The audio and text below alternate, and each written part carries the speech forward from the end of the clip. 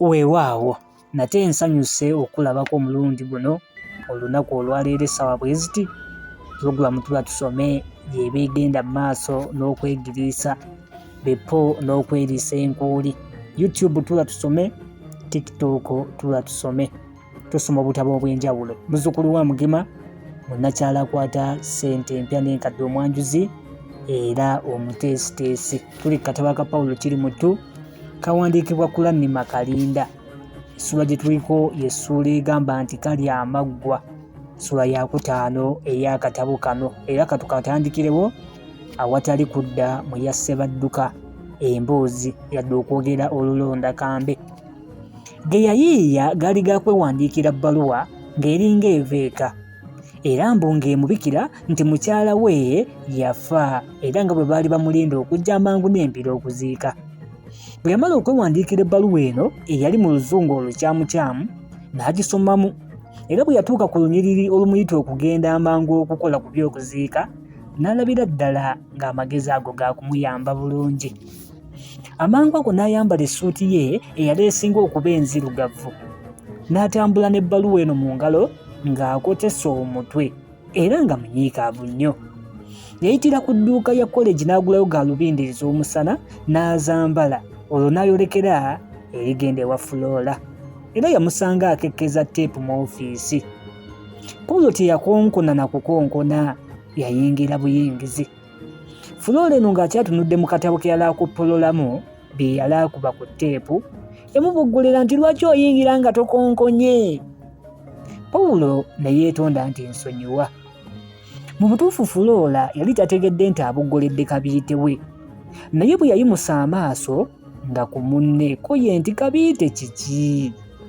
Munne kwe kumuggyirayo omukuku gw'ebbaluwa, era amanga ago Flora ng'amaze okugiyisaamu amaaso kyokka nga tategedde bulungi Luzungu, yabuuza munne nti kati ndowooza tewakyaliwo omuziziko mu ssuubi lyaffe ery'okufumbiriranwa.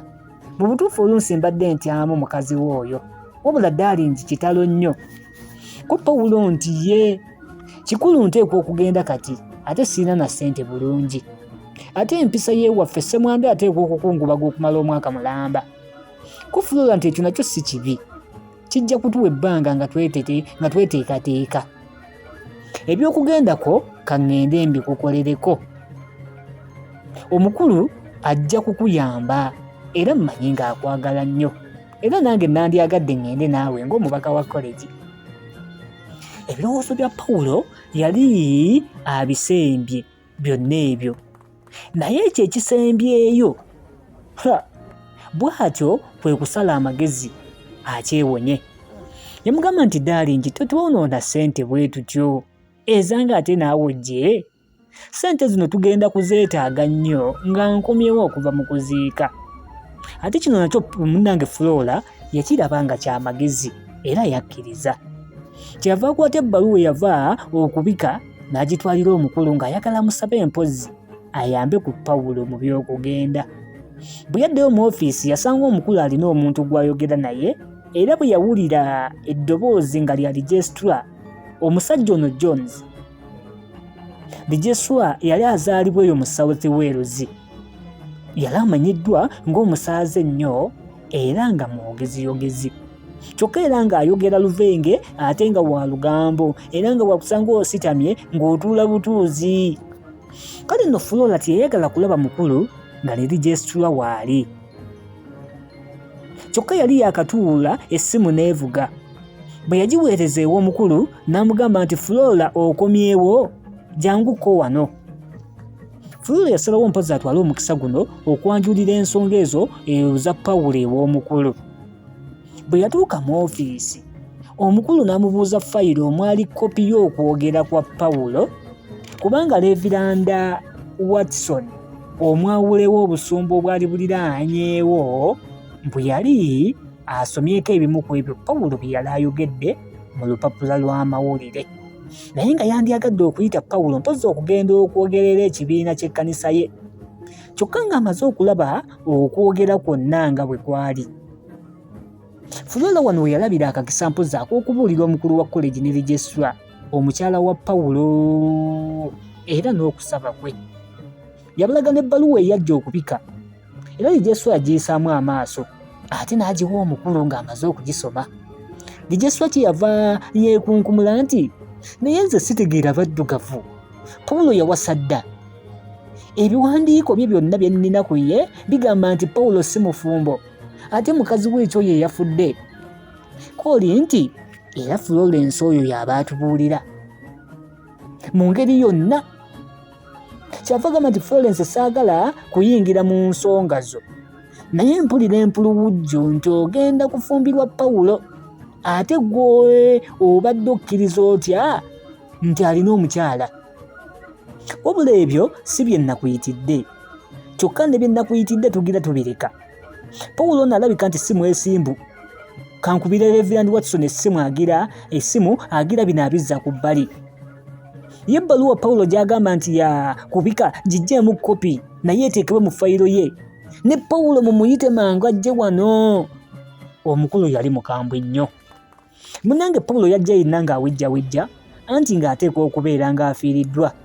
Lijeswa yagaana okuvaawo ssebo, kyokka Flora ye baamugobawo, wabula naye yagaana okuyitibwako ebyogerwa.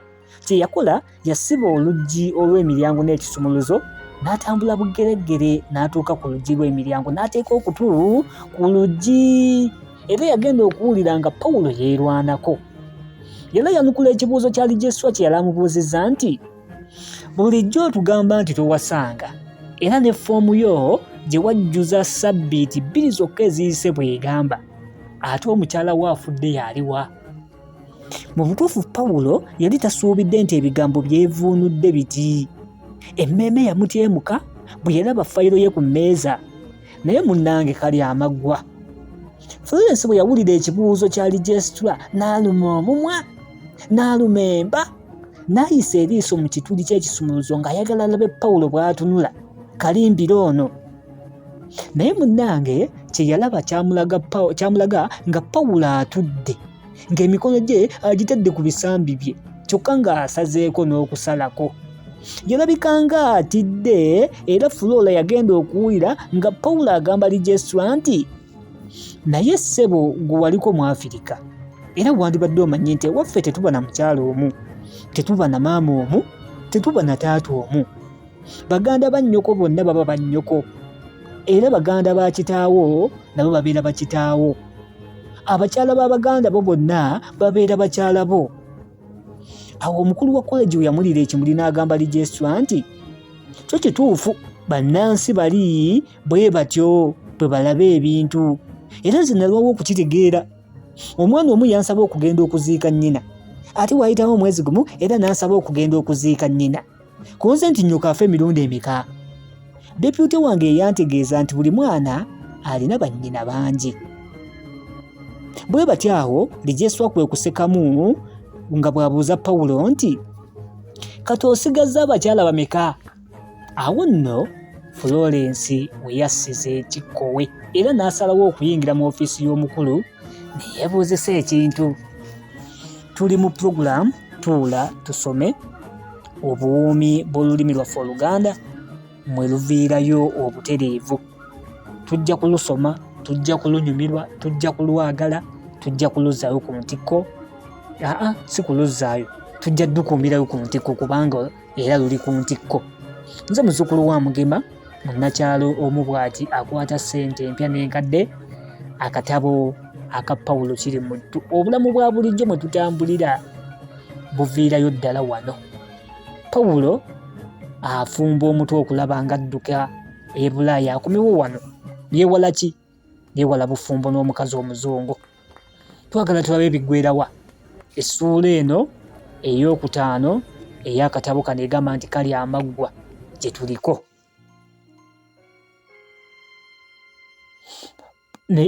Flora bwe yayingira ne yeebuuzisa ekintu. Aba afuluma Lijeswa kwe kumukunuukiriza nti Flora wulira bino, nti mu Afirika buli muganda w'abala ababalo, era Pawulo yafiiriddwa omu ku bakyala b'ab'engeri eyo. Ko mukulu nti nze bwe mbeera eyo nno siwasiza ddala, ate munnange yabajjuza kibbo kya nseko. Era Pawulo baamukomekerera enteekateeka mpozi agenda aziike omu ku bakyala be ng'empisa bwe yali. kyokka ekirungi ku olwo n'ebibuuzo byabwe lwe byadda. Pawulo yali abiyitidde waggulu ddala era waayitawo ennaku 2 zokka Flora n'amuwerekerako ku kisaawe ky'ennyonyi. Bwe yali amusiibula n'alyoka amugamba bw'ati. Flora yagamba Pawulo nti, mukwano, olumala okuziika mukyala wa muganda wo ng'odda. Ko Pawulo nti, lwakugenda naye nze ŋŋenze kiwuduwudu, emmeeme esigadde naawe. Awo akaloboozi k'omuwala omukubakola ku kisaawe ky'ennyonyi we kaayitira abantu ku muzindaalo nti, mumpulirizeeko,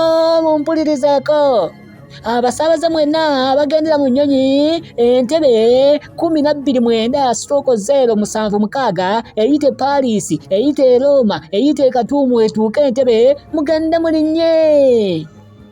Akaloboozi bwe kati bwe kaayogera, munnange nno Pawulo yayimukiramu, naye aba agenda bw'ati omuwala kyava amuvumbagira n'ateeka emikono gye gyombi ku kutu kwa Pawulo n'amubuuza mukama nti, nange Pawulo, nange ndiba mukyala wa baganda bo bonna era? Ko Pawulo nti, si ggwe ogabika. Awo nno Flora we yamuweera kiisi, omulenzi gye yagenda nga yeekomba n'okwekomba. Munnange nga bw'atyo Pawulo adda e Buganda. Pulogulaamu tuba tusome mwe tuli. Essula tugiwunzise eyo ey'okutaano kali amaggwa ke kamanya bwe kagakyusa. Pawulo agakyusizza bw'atyo.